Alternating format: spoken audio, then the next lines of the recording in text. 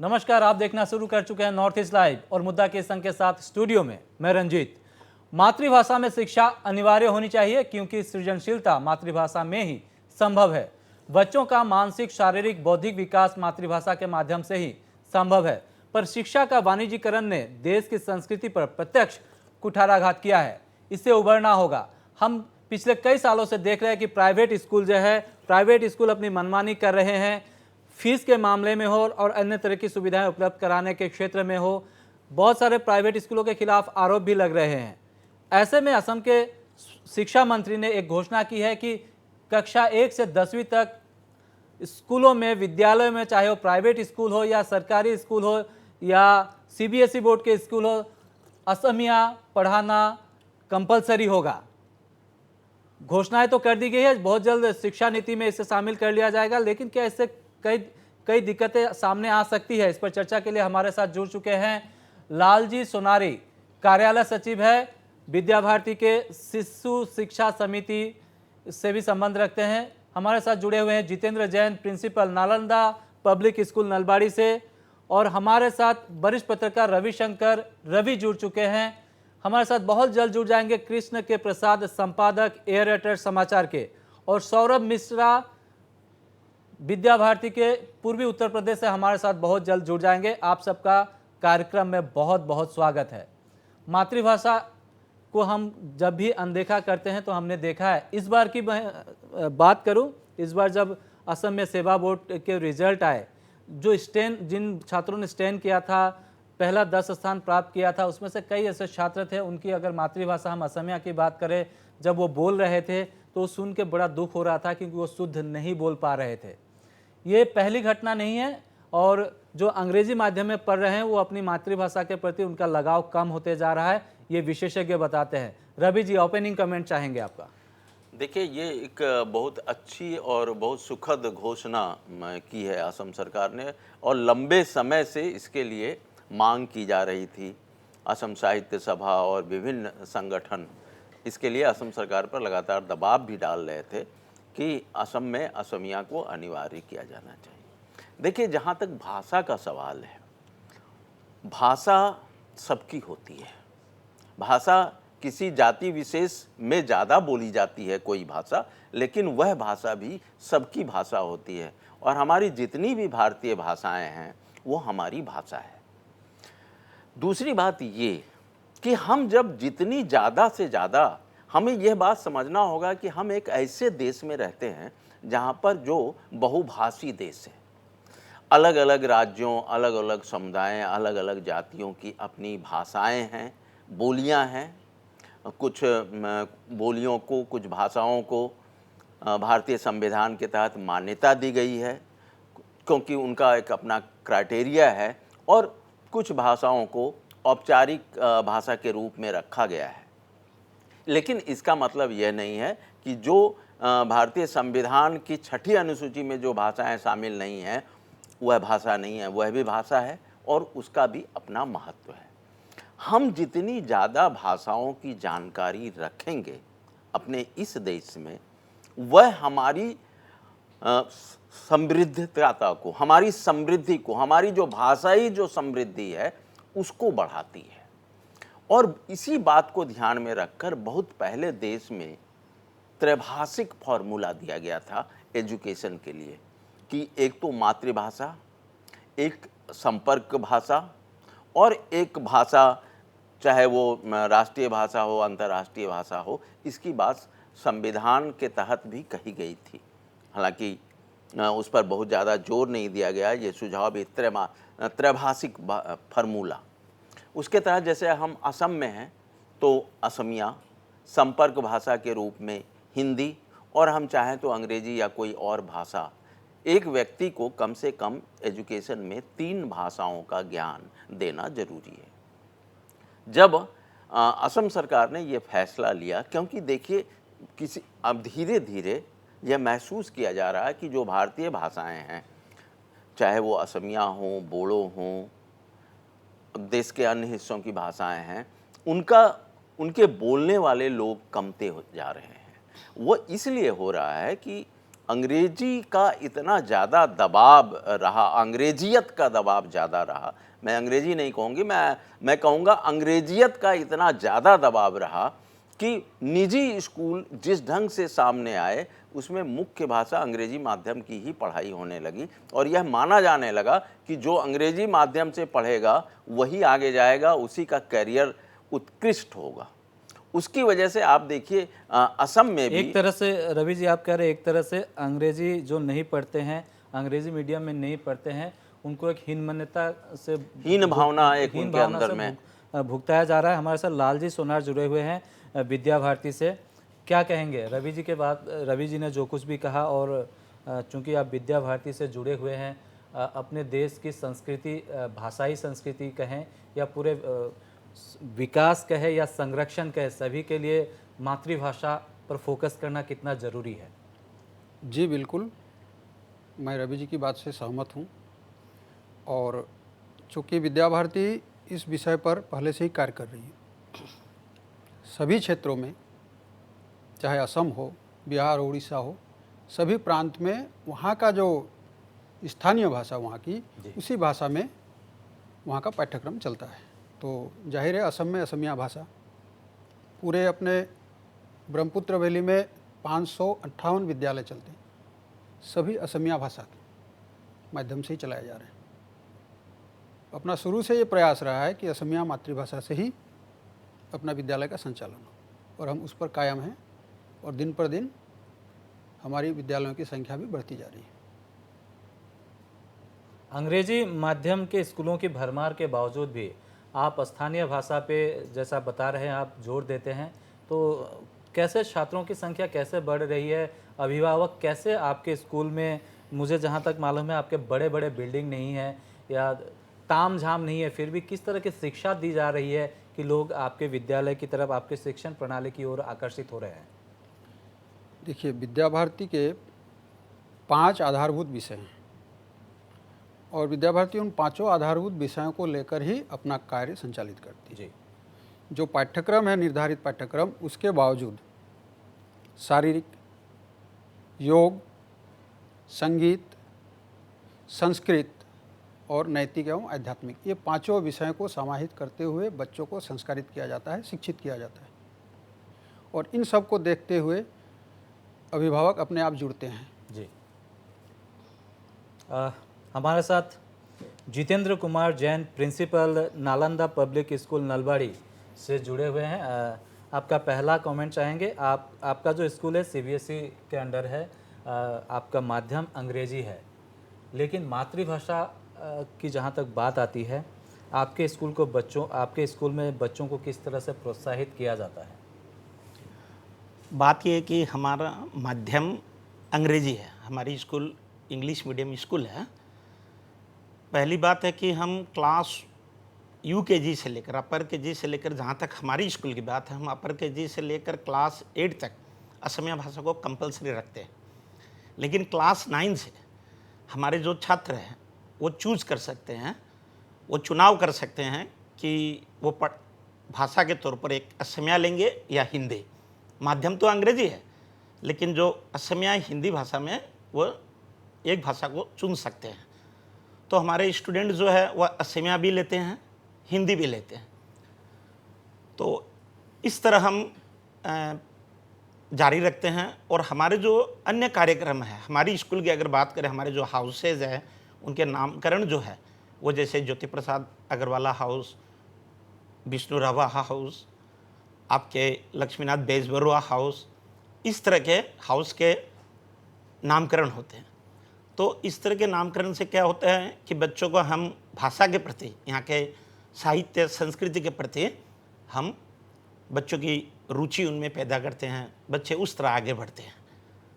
जी हाँ, बिल्कुल। हमारे साथ कृष्ण के प्रसाद, लगभग 25-26 साल तक इन्होंने शिक्षक के तौर पर कार्य किया था। मौजूदा ये एयरेटर समाचार के संपादक है और शिक्षा के व्यवसायीकरण के खिलाफ काफ़ी लंबा संघर्ष भी लड़ रहे हैं। कृष्ण के प्रसाद, कार्यक्रम में आपका स्वागत है। मातृभाषा को महत्व दी जानी चाहिए, लेकिन प्राइवेट स्कूल जिस तरह से बिहेव करते हैं, इसको लेकर जिस तरह का बर्ताव करते हैं, उसको लेके आपका पहला कमेंट क्या होगा? बर्ताव बहुत बुरा है जो हिंदी भाषी माध्यम आपका खासतौर कैमरा से ये अंग्रेजी कुंडू माध्यम कैमरा के है खेलो। जितने भी विद्यालय हिंदी भाषी माध्यम के हैं, खासतौर से अंग्रेजी भाषा माध्यम के जितने विद्यालय हैं, उनमें तो हिंदी के साथ-साथ जितने भी आपके ले लीजिए असमिया है या बंगला है या और भी कोई भाषा है, उसको बोलने पर तो बहुत बड़ा प्रतिबंध लगाया गया है। यहाँ तक कि कई स्कूलों में मैंने देखा है कि फ़ाइन तक लिया जाता है, आपने हिंदी बोला, फ़ाइन दो। आपने असमिया बोला, आप ₹10 फ़ाइन दो। आप यहाँ स्कूल कैंपस में नहीं बोल सकते, आप घर पे नहीं बोल सकते। यहाँ तक मैंने सुना है कि आप घर पे भी बोलते हो कि नहीं अंग्रेज़ी, नहीं हिंदी या दूसरी और कोई भारतीय भाषा तो नहीं बोलते हो, इसका पता लगाया जाता है और इस पे फ़ाइन ऐड किया जाता है। तो इससे ये समझा जा सकता है, खुद ही ये अनुमान लगाया जा सकता है कि कितनी बुरी स्थिति है भारतीय भाषाओं की। और यहाँ तक ये इतना ही नहीं, रोक-टोक तो चलिए एक बात है, लेकिन उन पर एक उनके मन पर, बच्चों के मन पर, छोटे-छोटे बच्चे हैं, कोमल मन है। वहाँ से लेकर के हायर क्लासेस तक आप क्या करते हैं, घृणा का वातावरण पैदा कर देते हैं, घृणा फैलाते हैं। छी, छी, छी! आपने ये बोला, do you speak this language? Shame, shame, shame like that. मतलब इस तरह से जो बच्चों के दिमाग में भरा जाता है, भारतीय भाषाओं के खिलाफ एक वातावरण पैदा किया जाता है, इसके मैं सख्त खिलाफ हूँ। और प्रत्येक भारतीय को, प्रत्येक देशवासी को मैं चाहता हूँ कि इन सब बातों से, इस प्रकार से दबाए जाने के खिलाफ एक आंदोलन खड़ा होना चाहिए, इसका कड़ा विरोध किया जाना चाहिए। हाँ जी। जी हाँ, बिल्कुल। आप हमारे साथ बने रहिए। रवि रवि जी, जैसा कृष्ण के प्रसाद बता रहे हैं, वो खुद एक गुवाहाटी के एक नामी शिक्षाविद रहे। जी, नामी स्कूल में वो 26 साल तक वो शिक्षक के तौर पर नियुक्त रहे हैं और उन्होंने काफ़ी अनुभव किया है मातृभाषा के प्रति। अगर मैं असमिया में कंफर्टेबल हूँ तो स्कूल में मैंने बात कर ली तो क्या ये गुनाह हो जाएगा? नहीं, ये सब चीज़ें तो ठीक नहीं है और इसका विरोध भी होना चाहिए। एक चीज़ और मैं स्पष्ट कर दूं कि मैं अंग्रेजी के खिलाफ नहीं हूँ, मैं अंग्रेजी सीखने के भी खिलाफ नहीं हूँ। मेरा ये सीधा मतलब है कि हमारा देश बहुभाषी देश है और हमें ज़्यादा से ज़्यादा भाषाओं की जानकारी होनी चाहिए। और अगर हम असम की बात करें तो अगर यहाँ असमिया को महत्व नहीं मिलेगा तो असमिया भाषा को महत्व कहाँ मिलेगा? अगर असम में असमिया उपेक्षित रहेगी, बंगाल में बंगला उपेक्षित रहेगी, तो फिर उस भाषा का मान कहाँ मिलेगा? इसलिए निश्चित रूप से ये जैसे बीच में एक आंदोलन सा चला कि साइन बोर्ड वगैरह जो अंग्रेजी में, जो असमिया में नहीं है, उसमें कालिक पोत दिया गया या उस साइन बोर्ड को तोड़ दिया गया। साइन बोर्ड तोड़ने से या ज़बरदस्ती करने से भाषा नहीं बचती है। भाषा तब बचती है जब उसका ज़्यादा से ज़्यादा उपयोग होता है, और जब भाषा का उपयोग करने वाले लोग होंगे तो वह भाषा सुरक्षित रहेगी। और भाषा सिर्फ भाषा नहीं होती है, भाषा एक संस्कृति होती है, एक संस्कृति का प्रतिनिधि करती है भाषा। तो हम जैसे ही, मैं उस अंदाज में बोल रहा हूँ मैं कि डंडा मार के ये करना वो करना, वैसे भाषा नहीं सीखी जाती है। असम सरकार ने जो फैसला लिया है, सिर्फ फैसला लेने से असमिया भाषा का भला नहीं होगा, उसको एक सिलेबस तैयार करना होगा और वह प्रैक्टिकल सिलेबस तैयार करना होगा कि जब जिसने असमिया नहीं सीखी है, जिसको असमिया की जानकारी नहीं है, उसको हम सरल और सहज तरीके से किस तरह से असमिया सिखा सकते हैं। जैसे जिनकी मातृभाषा असमिया नहीं है, उनको हम असमिया कैसे सिखा सकते हैं, और वो सीखने का आग्रह उसमें है तो हम उसकी मदद कैसे कर सकते हैं। जी हाँ, रवि जी, मैं आपकी बात से सहमत रखा। आप जैसे कह रहे हैं कि अगर जो नॉन असमीज है उसको असमिया सीखने के प्रति उसको प्रोत्साहित करना चाहिए, लेकिन दुख के साथ कहना पड़ रहा है कि बहुत से ऐसे असमिया लोग हैं जो असमिया बोलते हुए शर्माते हैं, या उनके उनके बच्चे ने अगर असमिया में कुछ पूछ लिया। खुद मैं मीडिया हाउस में काफ़ी लंबा अनुभव रखता हूँ। हमारे यहाँ पहले मैं जिस मीडिया हाउस में था वहाँ पे तो मेकअप रूम में रोना धोना चालू था। हम लोग घबरा गए थे। हमने जब पूछा तो बात ये निकली कि उनके बेटे ने असमिया में बात कर लिया। इस तरह की स्थिति है, इस तरह की मानसिकता है। मीडिया में भी लोग जो है वो लोग भी सोचते हैं कि अंग्रेजी नहीं बोलेंगे तो मतलब पहचान ही नहीं बनेगी। लेकिन भली भांति वो भी जानते हैं अगर हमें कुछ मौलिक सोचना है, मौलिक कुछ करना है तो अपनी मातृभाषा के माध्यम से ही संभव है। क्या आप इस बात से सहमति रखते हैं जितेंद्र जैन? बात यह है कि स्कूल में ये दबाव नहीं रहना चाहिए। हम अपनी स्कूल में नहीं रखते हैं, लेकिन ये देखने को मिलता है, सुनने को मिलता है, पढ़ने को मिलता है कि अंग्रेजी माध्यम स्कूल में एक दबाव सा बना रहता है बच्चों पर कि वो अंग्रेजी में बोले। तो हमारे असमिया जो अभिभावक है, असमिया भाषी जो है, उनमें भी एक हीन भावना सी है और वो ऐसा कहते भी हैं। मैं जैसे स्कूल में एज ए प्रिंसिपल में कई दफ़े मुझे पेरेंट्स कहते हैं, वो मानो गर्व महसूस करते, इस कदर कहते हैं कि हमारे लोरा सवाली मैंने अहोमिया टान पाए।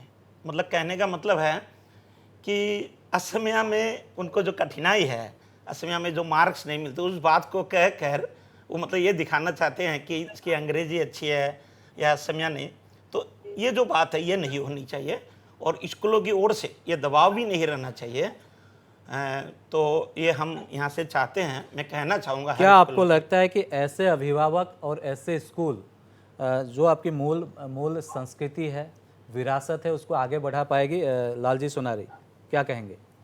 जी नहीं, देखिए, एक तो है अगर भाषा भूल गए तो अपनी पहचान ही भूल गए, अपनी संस्कृति भूल गए, अपने जड़ से कट गए।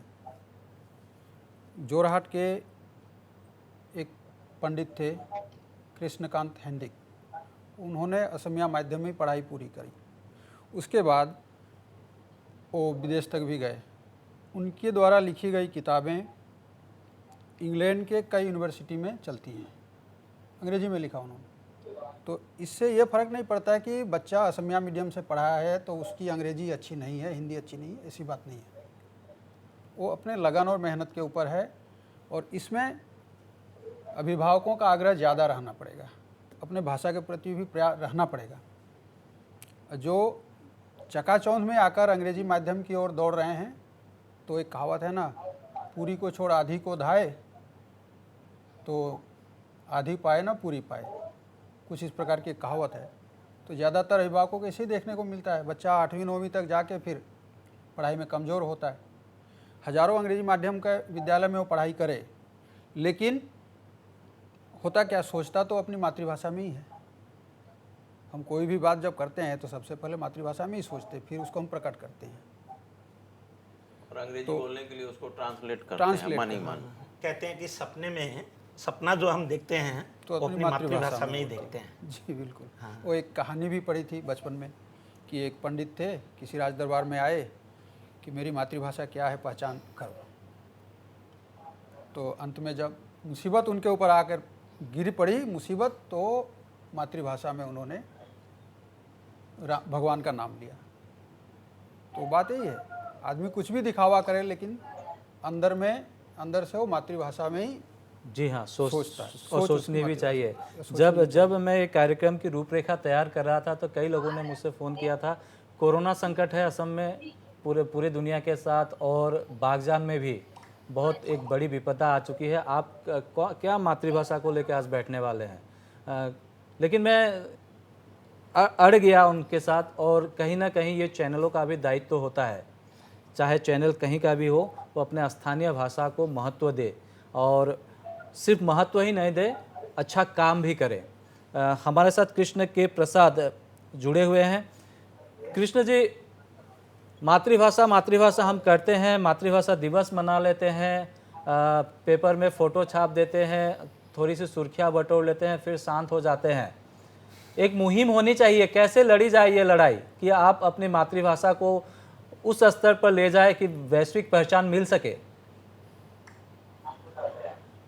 देखिए, ये शिक्षा का जो आजकल तो कारोबार ही कहेंगे इस कारोबार के ट्रायंगल में एक तरफ स्कूल, दूसरी तरफ गार्जियन और तीसरी तरफ जो है सरकार, और अब चौथी तरफ जो है वो है विद्यार्थी। तो विद्यार्थी सबसे अंत में आ गया है, इसलिए विद्यार्थियों को हम शामिल नहीं कर रहे हैं। मगर ये 3 जो पहले हैं, तो सरकार, गार्जियन और स्कूल वाले, ये तीनों मिलकर के इस पर चिंतन करें, मीटिंग्स करें, बैठकें करें, विचार विमर्श करें और नीति तय करें कि भाषा की नीति केवल सरकार तय करती है, केंद्र सरकार तय करती है, राज्य सरकार तय करती है।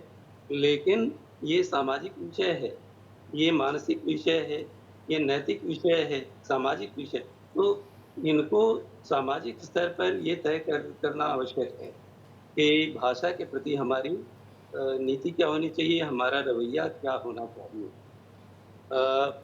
भाषा को सर्वोपरि रखना बेहद ज़रूरी है, क्योंकि भाषा जो है अंतरात्मा की आवाज़ होती है। अंतरात्मा से जो भाषा निकलती है, मातृभाषा निकलती है प्रत्येक व्यक्ति की। व्यक्ति रोता है मातृभाषा में, व्यक्ति हँसता है मातृभाषा में, व्यक्ति सपना देखता है मातृभाषा में। मतलब व्यक्ति के चरित्र से, व्यक्ति के इंस्टिंक्ट के साथ मातृभाषा जुड़ी हुई होती है। इसलिए इस पर केवल सरकार तय करे ये ज़रूरी नहीं है, हमें तय करना पड़ेगा और खुद एक चिंतनशील प्राणी बनना पड़ेगा। हर व्यक्ति को प्रेरित भी करना पड़ेगा कि मातृभाषा का जो महत्व है, उसको हम कहीं भी गड्ढे में न डाल दें। केवल स्कूल चलाने, जो बाज़ार में चलता है हम उसको बेचकर पैसे कमाएँ। जो स्कूलों का ये रवैया है, ये गलत है। ये पैसे कमाएँ ठीक है, उचित है, लेकिन जो है वो इंस्टिंक्ट को कहीं डुबो ना दें, गड्ढे में न डाल दें। ये भाषा को दबा करके यही कुछ हो रहा है। तो भाषा को दबाने के प्रति हमें थोड़ा-सा सजग होना पड़ेगा कि हमें नहीं दबाना है। सामाजिक दायित्व के साथ-साथ हमारा नैतिक दायित्व है। एक तरह की भाषा जो है, जी हाँ, बिल्कुल। उसको, सामाजिक किसी भी भाषा दायित्व को के अगर हम साथ दबा नैतिक दें, दायित्व पालन नहीं किया जा रहा है, यही तो समस्या है। कृष्ण के प्रसाद जी, रवि जी, जब अभिभावक बच्चे को पढ़ाता है तो उसके मन में ये रहता है, जब अभिभावक के मन में ये बड़ा होकर अच्छी नौकरी करे या अच्छे पोस्ट पे जाए या बाहर जाए, इसके लिए संपर्क भाषा के तौर पर अंग्रेजी को ही चुनते हैं, या अंग्रेजी माध्यम में पढ़ाने के पीछे एक वजह यह भी है, जब तक हिंदी में, जो हमारी राज्य भाषा है, हिंदी में और स्थानीय भाषा असमिया का है, बांग्ला का है, उसमें रोजगार को न जोड़ा जाए, तब तक लोग इसके प्रति आकर्षित नहीं होंगे। क्या कहेंगे? नहीं, देखिए, ये सच है। आप सिर्फ भाषा चिल्लाने से भाषा का विकास नहीं होगा।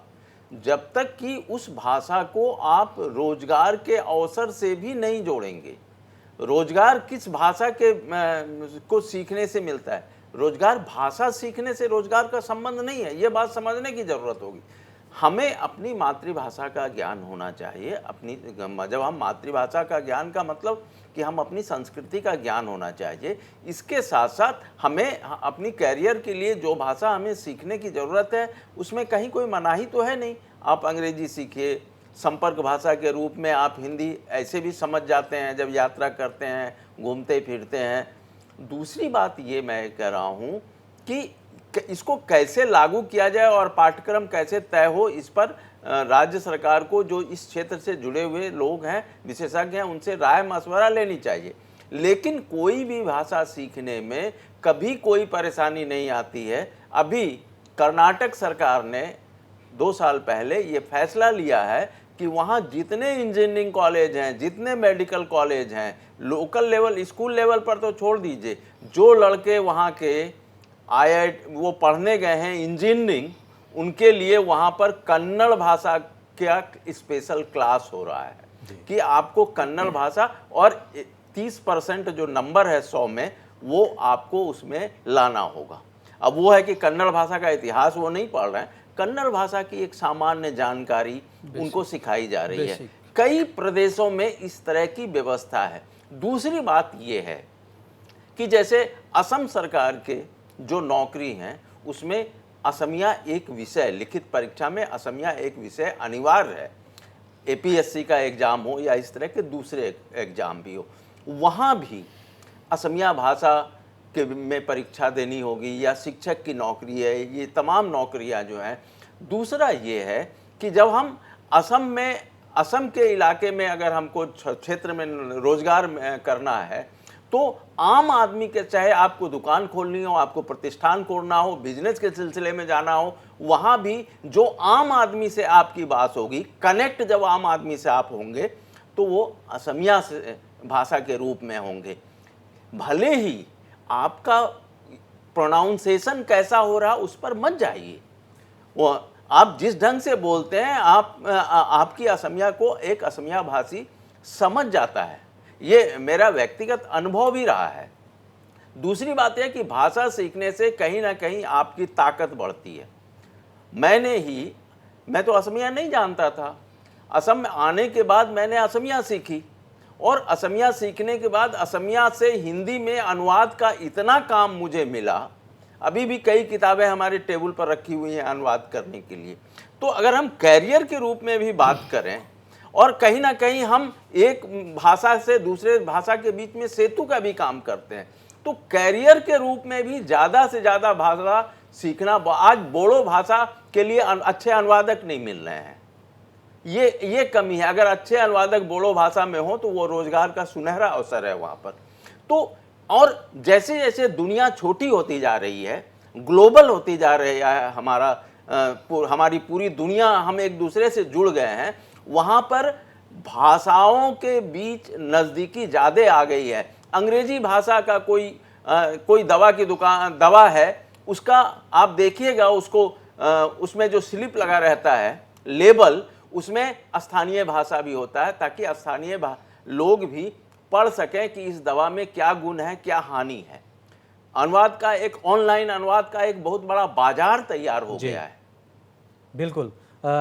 हम पूर्वोत्तर भारत में हिंदी की स्थिति पर भी बात करेंगे, और ये भी जानने की कोशिश करेंगे कि कई जो हिंदी भाषी लोग यहाँ पे बरसों से रह रहे हैं, वो ऐसा अनुभव करते हैं कि हिंदी भाषा के साथ थोड़ी बहुत क्या कहेंगे, इसको भेदभाव बढ़ता जा रहा है। क्या ये सही है, इस पर चर्चा करेंगे, लेकिन फिलहाल रुकेंगे एक छोटे से ब्रेक के लिए।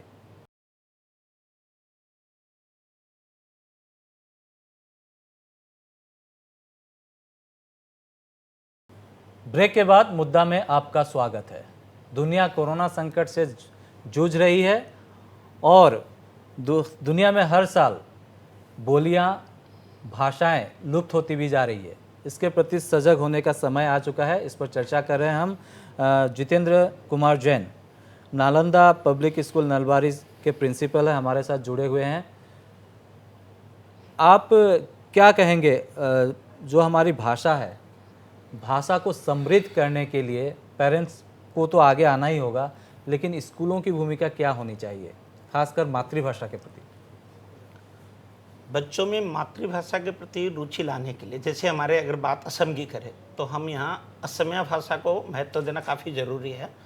तो बच्चों में रुचि पैदा करने के लिए यहाँ के जो असमिया गीत है, संगीत है, स्कूल के जैसे मैंने पहले कहे थे जो हाउसेज होते हैं, अधिकतर अंग्रेजी माध्यम स्कूल में हाउसेज होते हैं, वो हाउसेज वगैरह अगर यहाँ के महापुरुष के नाम से, यहाँ के साहित्य संस्कृति में जो मनीषी व्यक्ति लोग जो आगे बढ़े हुए हैं उनके नाम से नामकरण करें, फिर गीत संगीत असमिया भाषा में गीत संगीत के कार्यक्रम रखें।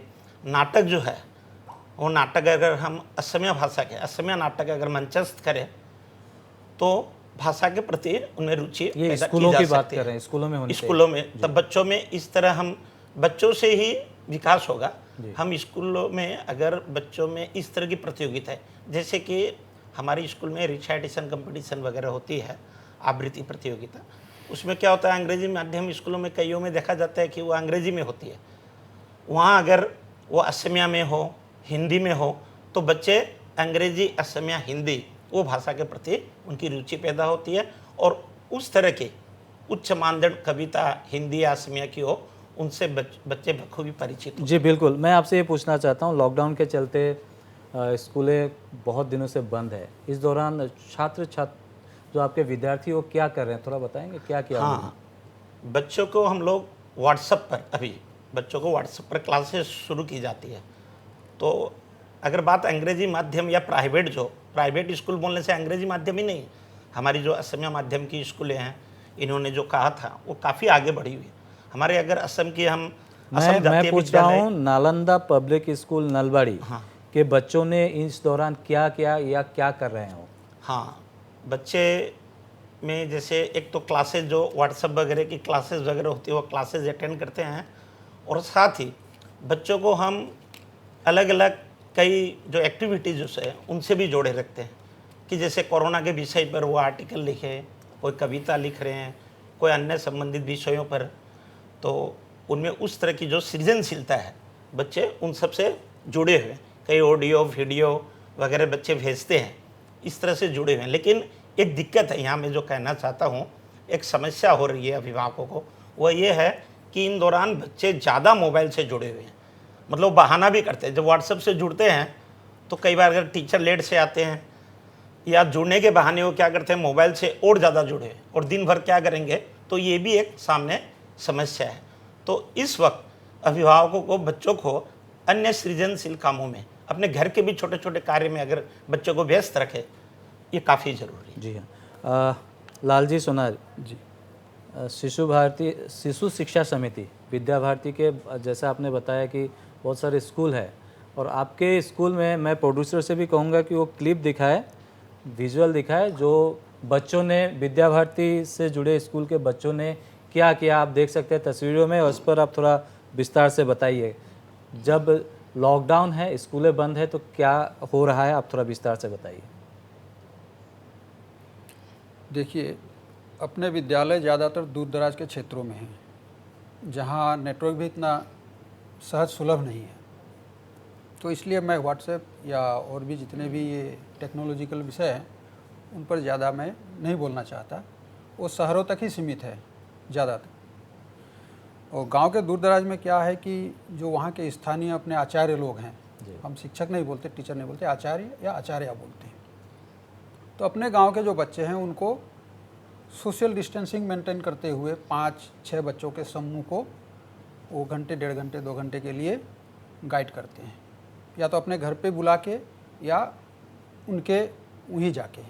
तो इस प्रकार से प्रयास किया जा रहा है, और जहाँ संभव है वहाँ टेक्नोलॉजी का प्रयोग भी किया जा रहा है, और साथ ही उनका ऑलराउंड डेवलप हो, इसके लिए हम लोगों ने कुछ केंद्रीय स्तर पर, अपने प्रांतीय स्तर पर कुछ प्रतियोगिताओं का आयोजन भी किया। सबसे पहले हम लोगों ने मई की शुरुआत में पूरे प्रांत भर में जितने भी अपने विद्यार्थी हैं, अभिभावक हैं, आचार्य आचार्या हैं, या और भी जो संपर्कित व्यक्ति हैं, उनको अपने अपने घर में एक वंदना कार्यक्रम करने के लिए हम लोगों ने आह्वान किया था।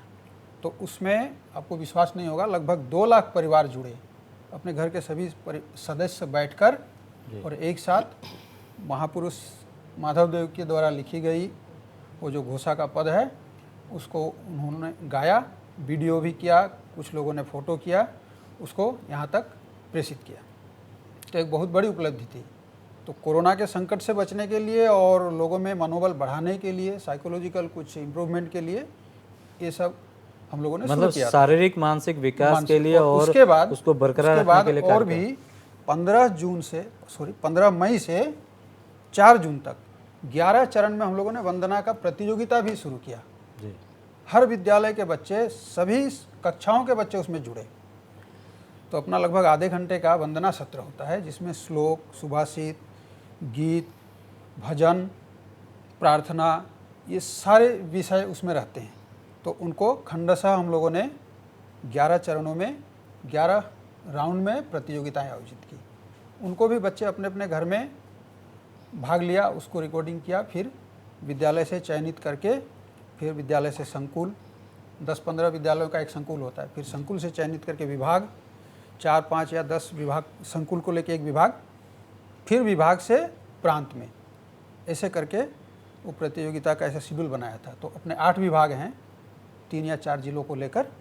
तो इस प्रकार से कुल मिला के तो विद्या भारती में जो बच्चे, विद्या भारती के स्कूल में बच्चे पढ़ते हैं, वो उनको शारीरिक और मानसिक और आध्यात्मिक सभी से जोड़े रखा गया है। शारीरिक के लिए भी हम लोगों ने कार्य किया है। जी।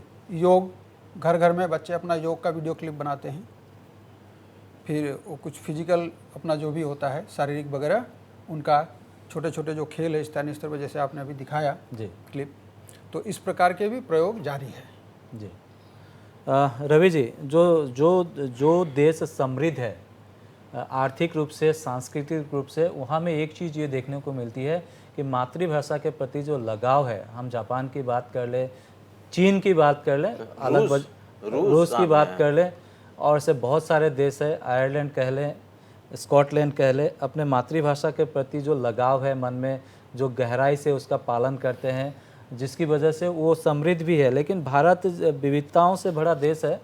असम की ही बात कर ले, हम कह रहे हैं कि असम में असमिया होनी चाहिए, लेकिन बोडोलैंड में इसका विरोध शुरू हो जाएगा, नहीं, बराक घाटी में इसका विरोध होगा। लेकिन एक कॉमन एक एजेंडा तो होनी चाहिए कि असम में असमिया और आपकी जो अपनी अपनी मातृभाषा है। बोडो भाषा समृद्ध भाषा है, आप जैसा कह रहे हैं अनुवादक नहीं है, लेकिन एक समृद्ध भाषा है। बराक घाटी में बांग्ला एक समृद्ध भाषा है। मिसिंग भाषा विलुप्त हो रहे भाषाओं की सूची में आ गई थी। लोग अब जागरूक हुए, काम कर रहे हैं, अच्छे संकेत है। लेकिन पूरे समग्र विकास के लिए मातृभाषा के प्रति जिस तरह से डेडिकेशन, जैसे हम देश के प्रति हम समर्पित होना चाहिए, उसी प्रकार मातृभाषा के प्रति भी समर्पित होना चाहिए। देश के प्रति हम तभी समर्पित हो पाएंगे जब हम देश प्रेम हमारे अंदर कूट कूट के भरा होगा, और ये मातृभाषा से ही संभव है। क्या कहेंगे? देखिए, एक चीज़ तो बिल्कुल साफ है, वो है ये है कि भारत एक ऐसा देश है जो पूरे देश के लोगों का जो क्षेत्रीय प्रतिनिधित्व है वो एक भाषा में नहीं हो सकता है। भारत बहुभाषी इलाका है और बहुभाषी क्षेत्र है। अब जैसे अमेरिका वगैरह में जितनी मातृभाषाएं थी विभिन्न समूहों की, वो ख़त्म हो गई, विलुप्त हो गई। वहाँ पर सिर्फ वो अमेरिकन अंग्रेजी बोली जाती है। तो वो जो एक विविधताओं का जो एक सौंदर्य था वहाँ पर ख़त्म हो गया। सारे लोग एक तरह के कपड़े पहनते हैं, सारे लोग एक तरह का खाना खाते हैं, सारे लोग एक तरह की भाषा का इस्तेमाल करते हैं, जो हमारे देश में नहीं है। हमारे देश में अलग अलग संस्कृति है, अलग अलग भाषा है, अलग अलग बोलियां हैं। अब कैसे इनके बीच, आप सही बोले, और जो एजुकेशन मिनिस्टर का जो प्रेस मीट था वो मैंने बहुत ध्यान से सुना था। उसमें ये था कि जो बोडोलैंड के क्षेत्र हैं वहाँ पर बोडो भाषा अनिवार्य होगी, जो बराक घाटी है वहाँ पर बांग्ला भाषा ये रहेगी। इसीलिए कहीं पर वो एक सांप्रदायिक रूप से कि आप जबरन और भाषा जबरन आप लाद भी नहीं सकते हैं, और जब भी लादेंगे तो उसका विरोध होगा। लोग सहज भाव से उसको स्वीकार नहीं कर सकते हैं। तो लेकिन सबसे बड़ी समस्या, आज हम तात्कालिक तौर पर एक दौर चल रहा है जहाँ पर हम कोरोना से परेशान हैं, लेकिन भाषा पर जो आया संकट है वो संस्कृतियों को समाप्त कर सकता है। बहुत सारे लोग, आप किसी भी मीडिया हाउस में चले जाइए, आप देखिए अच्छा असमिया लिखने वाले और असमिया भाषा बोलने वाले लोगों की कितनी कमी है। जो संवाददाता हैं विभिन्न अखबारों के, उनके रिपोर्टरों की जो कॉपी होती है वो देख लीजिए। तो कहीं ना कहीं ये मातृभाषा, और पेरेंट्स फील करें कि हमारा बच्चा अच्छी असमिया बोलता है, जिनकी मातृभाषा हिंदी है वो फील करें हमारा बेटा अच्छी हिंदी बोल रहा है, अच्छी हिंदी की जानकारी है। तो और अंग्रेजी सीखना, अगर आप अपनी भाषा को जानते हैं ना, तो अंग्रेजी सीखना बहुत मुश्किल काम नहीं है। बिल्कुल। हम सारे लोग बोलचाल के लिए पढ़ाई के क्रम में अपनी मातृभाषा में हमने पढ़ाई की, और उसमें हमने अंग्रेजी भी सीखी। हम भी जानते हैं कि किट्स ने क्या लिखा, वर्ड्सवर्थ ने क्या लिखा है, शेक्सपियर के नाटकों में क्या है, ये हम जानते हैं। वो पढ़कर हम सीख सकते हैं, हम ज्ञान अर्जित कर सकते हैं। लेकिन मेरा सीधा मानना है कि जो बेस है हमारा, वो मातृभाषा में होना जरूरी है। बच्चे ने अभी कुछ कहना शुरू किया, उसको मम्मी पापा ABC, और जिस ढंग से घर में माँ अपने बच्चों से, बच्चा अभी तुतली भाषा में बोलना सीख रहा है और उसको आप एक अलग भाषा की तरफ उसको प्रेरित करती हैं, तो उसके साथ सिर्फ आप दूसरी भाषा की तरफ उसको नहीं ले जा रही हैं, आपके अपने भाषा जड़ की से- जो संस्कृति थी, जी, जड़ से अलग करते हैं। आपके भाषा का जो एक ममत्व था, आप उससे उखाड़ कर उसको दूसरी तरफ ले जा रही हैं। और उससे जो आजकल के यंग जनरेशन में एक रफनेस जो आया, कई लोग बोलते हैं, तो उसकी एक वजह वह भी है, और वो खतरा कोरोना से बड़ा खतरा है। जी हाँ, बिल्कुल। कृष्ण के प्रसाद हमारे साथ जुड़े हुए हैं, शिक्षाविद। कृष्ण के प्रसाद, आप प्राइवेट स्कूलों के खिलाफ आप बहुत नाराजगी जताते हैं, पहले कारण तो बताइए, फिर मैं दूसरा सवाल करूंगा आपसे। प्राइवेट स्कूलों का जो मामला है सीधे सीधे नैतिकता से जुड़ा हुआ है। सीधे सीधे व्यापार कोई बुरी बात नहीं, मगर व्यापार के नाते अगर नैतिकता का पतन हो जाए, नैतिकता को धराशायी कर दें, नियम कानूनों को धराशायी कर दें, तो ये बहुत गलत बात होगी। इसलिए मैं सामाजिक दृष्टिकोण से अगर देखें तो मैं ये चाहता हूँ कि प्राइवेट स्कूल हों, आवश्यक हैं इस समाज के लिए, लेकिन उन पर सरकार का नियम कानूनों का कड़ा नियंत्रण हो, जो फिलहाल नहीं है, ना के बराबर। और इसी में शिक्षकों का भला है, इसी में विद्यार्थियों का भला है, इसी में अभिभावकों का भला है। उदाहरण बहुत सारे हैं। उदाहरण अगर देखें तो बताने की भी जरूरत नहीं, गिनाने की भी जरूरत नहीं है। आज अगर एक व्यक्ति एक स्कूल खोलता है, स्कूल खोलने के बाद उसके आर्थिक पक्ष को हम देख रहे हैं कि 5 साल के बाद एक 5 मंजिला बिल्डिंग एक खड़ी कर लेता है। ये पैसे कहाँ से आए? इतनी जल्दी पैसे कमाने को तो दूसरा कोई रास्ता ही नहीं है, सारी दुनिया में नहीं है। वो अगले 2 साल में पूरे देश विदेश की यात्रा करके चला आता है। अगले 2 साल में 2-4 और 1-2 और स्कूल खोल लेता है। तो इस अनगिनत गुणा के क्रम से अगर ये वृद्धि होती है, आर्थिक वृद्धि होती है, और केवल शिक्षा के व्यापारी को होती है, तो ये समाज के प्रति, पूरे समाज के प्रति ये एक तरह का अन्याय है। मैं इस बात को मानता हूँ। जी, अन्याय ये तो है, पैसे कहीं न लेकिन कहीं अभिभावक भी तो विरोध नहीं करते हैं। क्या हैं? अगर उनसे जी, जी। आर्थिक अगर मैं सीधा कहूं कि पैसे अधिक वसूले जाते हैं, तो पेरेंट्स क्यों विरोध नहीं करते हैं इसका?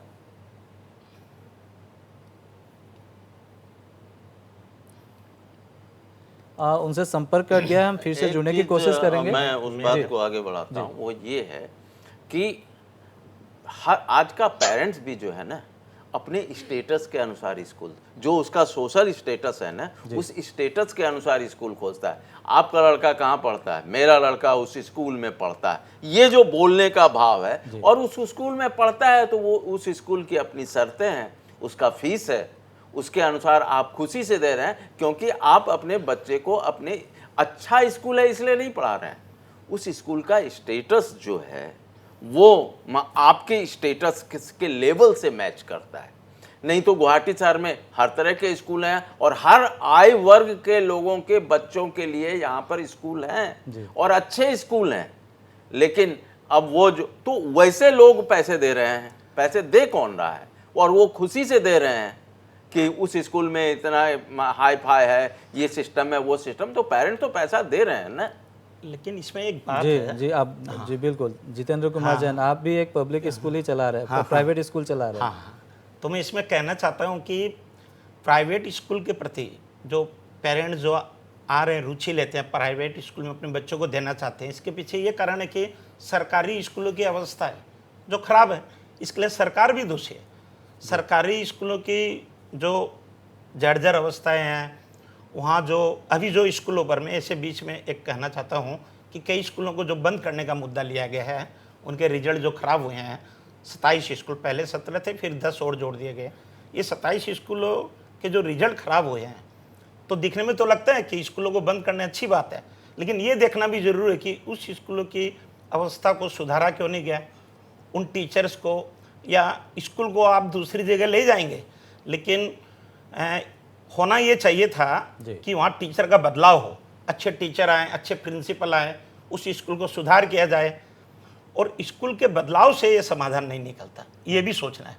और जब तक आप सरकारी स्कूल में सुधार नहीं लाएंगे, आपको मैं ये कहना चाहता हूँ, जो सरकारी स्कूल के टीचर हैं, एक महत्वपूर्ण बात कहना चाहता हूँ, सरकारी स्कूल के जो टीचर हैं वो अपने बच्चों को हमारे स्कूल में देते हैं। मैं उनसे कहता भी हूँ, आप खुद टीचर है, या मैं बात करना चाहता हूँ, उनसे शेयर करता हूँ कि आपके स्कूल में, वो कहते हैं कि हमारे स्कूल में थोड़ी दिक्कतें हैं, अवस्था अच्छी नहीं है, प्रिंसिपल से या जो भी सहयोग मिलना चाहिए सरकार का वो नहीं मिलता है।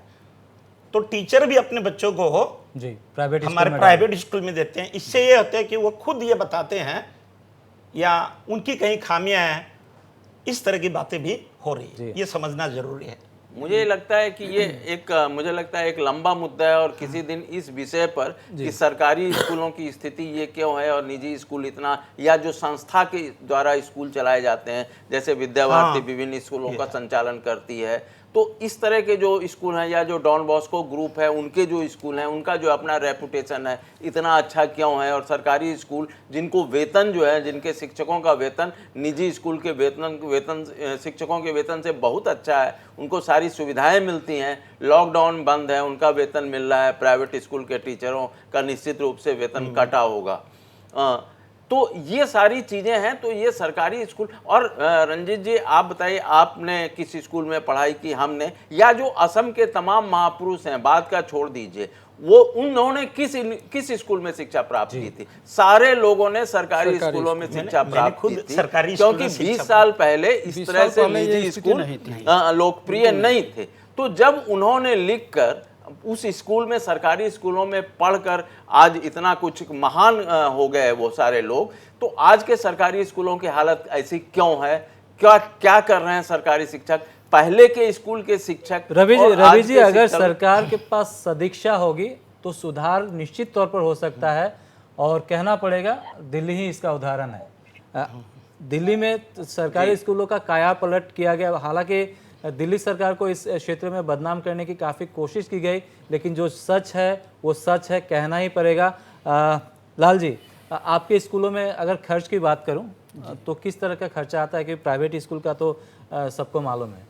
देखिए, अपना विद्यालय जो है वो समाज के ऊपर ही आश्रित है। जिस स्थान पर वो विद्यालय है वहाँ का समाज कितना सक्षम है जी, उसके ऊपर वहाँ का जो फीस का कैटेगरी हो या आचार्यों का मानधन हो वो निर्भर करता है। कहीं तो 15-20 हज़ार का मानधन भी है अपने आचार्यों का, और कहीं कहीं ऐसे भी विद्यालय हैं, मानधन मतलब सैलरी, जो बहुत से दिया लोग नहीं जाता है, हम समझ लोग पाते। सैलरी नहीं बोलते हैं, अंग्रेजी में रेम्यूनरेशन। वो आचार्य अपनी सेवा दे रहे हैं, इसलिए उनको मान रखने के लिए मानधन के नाम से हम लोग जो भी बनता है वो विद्यालय समिति उनको देती है। तो कहीं तो कहीं वहाँ 400 शिक्षक भी रुपये नौकरी के लिए नहीं आते हैं, नौकरी के सेवा लिए भाव से आते सेवा हैं। भाव से ही आते हैं जी, बिल्कुल। तो 400-500 रुपये महीना में भी बहुत सारे विद्यालय चल रहे हैं आज भी, सिर्फ 400-500 रुपये महीने का मानधन लेकर भी सेवा दे रहे हैं। तो वो क्या, वो ऐसे शिक्षक या दूसरे पेशे से भी जुड़े होते हैं या फुल टाइम करते हैं? अब वो सेवा के भाव से आए हैं तो फुल टाइम तो नहीं, जो अपना विद्यालय का समय उतना समय वो विद्यालय में दिए, फिर कुछ अपना हद तक खेती बाड़ी स्थानीय है, शिक्षक होते हैं। हाँ, अपने गांव में दूर दराज में विद्या भारती का जो संस्कार है अपने बच्चों को कैसे दिया जाए, उसके लिए अपना एक उठान कर निकलते हैं। तो स्थानीय 8-10 लोग मिलके फिर शुरू करते हैं। कृष्णा जी, हम कार्यक्रम के आखिरी पड़ाव में है, आपका अंतिम कमेंट चाहेंगे। हम बात कर रहे थे मातृभाषा कितना महत्वपूर्ण है भाषा, संस्कृति और विरासत को आगे बढ़ाने के लिए। बाजारीकरण के चलते जिस तरह का हश्र हो रहा है, क्या आप मानते हैं कि स्कूल मातृभाषा को सशक्त बनाने में स्कूल या विद्यालय एक महत्वपूर्ण भूमिका निभा सकती है? आखिरी कमेंट। जी बिल्कुल निभा सकती है, अगर शिक्षा को व्यापार से अलग किया जाए। शिक्षा असल में व्यापार की वस्तु है ही नहीं। ये मातृभाषा का मामला भी उसी से जुड़ा हुआ है। जो भाषा बाजार में चलती है उस भाषा को बेचना है, सीधे शब्दों में अगर कहें तो यही बात है। तो इसलिए अंग्रेजी और अंग्रेजी है, वर्नाकुलर साइड हो गए। अब शिक्षा को व्यापार से न जोड़ करके हमें जोड़ना किससे चाहिए? नैतिकता से जोड़ना चाहिए, हमें चरित्र निर्माण से जोड़ना चाहिए शिक्षा को, और बाकी सभी जितनी बच्चे के भले चाहों खास जिन चीज़ों पे होता है, उन चीज़ों से स्कूलों को जोड़ के रखना चाहिए, ना कि व्यापार से। अभी जी हाँ, बिल्कुल, रवि जी ने आपके कहा, बात से हम हालाँकि भी सहमति रखते हैं। कार्यक्रम में भाग लेने के लिए, हिस्सा लेने के लिए आपका बहुत-बहुत धन्यवाद। हम आखिरी पड़ाव पर है जी, कार्यक्रम जी। के। कई ऐसे देश हैं रवि जी, जिन्होंने स्वास्थ्य, शिक्षा और आवास का दायित्व लिया हुआ है, भले ही वो टैक्स ज़्यादा ले रहे हैं। अगर हमारे यहाँ ऐसा क्यों नहीं है कि सरकार अगर स्वास्थ्य, शिक्षा और आवास की व्यवस्था जिम्मा खुद ले ले, तो लगभग भाषा, संस्कृति और सब कुछ बच सकता है। इस पर सोचा ही नहीं गया आज तक। देखिए, इस कोरोना ने हम लोगों को बहुत कुछ सबक दे दिया है, बहुत कुछ सिखा दिया है। आज देखिए, कोरोना के कारण आज सरकारी अस्पताल ही लोगों को सेवा दे रहे हैं। निजी अस्पताल तो अभी बात हो रही थी 5 लाख, 4 लाख, 10 लाख इतना रुपया सीधे देना है, लेकिन सरकारी अस्पताल में आप खाली हाथ भी जाएंगे तो सरकारी अस्पताल के दरवाजे आपके लिए खुले हुए हैं। ये जो निजीकरण की जो सोच थी, अब मुझे लगता है कि जो राष्ट्र के नीति निर्माता हैं उनको भी सोचना होगा कि हर चीज में निजी, प्राइवेट सेक्टर, लेकिन संकट काल में यही जो सरकारी क्षेत्र के लोग, चीजें हैं, जो संस्थान है, वही काम, अभी अस्पताल काम आ रहे हैं। मुझे लगता है शिक्षा के बारे में भी सोचना चाहिए कि पूरे देश को कैसी और सबको एक तरह की शिक्षा प्रदान दी की जानी जाए। चाहिए। एक राष्ट्र एक सोच की बात कही जा रही है। आखिरी कमेंट जितेंद्र कुमार जैन। हाँ, एक राष्ट्र और एक सोच तो तभी हो सकती है, ये सही है कि हम अगर पूरे राष्ट्र की बात करें तो राष्ट्रभाषा पर महत्व देना ही होगा। जी। और हर व्यक्ति अपने अंचल से है, अपने राज्य से है, तो वहाँ की जो राज्य की भाषा है उस राज्य की भाषा पर महत्व देना लाजमी है, ज़रूरी है। तो बच्चों में हमारी मातृभाषा के प्रति, अगर मातृभाषा के प्रति हम रुचि पैदा करें तो मातृभाषा से ही हम राष्ट्र की जो नींव है वो मजबूत रख सकते हैं। जी हाँ, हम मातृभाषा को लेकर आज चर्चा कर रहे थे मुद्दा में, और ये बात सामने उभर के आई कि अपने मातृभाषा के प्रति अगर हम सम्मान की भावना नहीं रखेंगे और अपने आने वाली पीढ़ी को इसके प्रति आकर्षित नहीं करेंगे तो निश्चित तौर पर एक राष्ट्र का समग्र विकास हो ही नहीं सकता।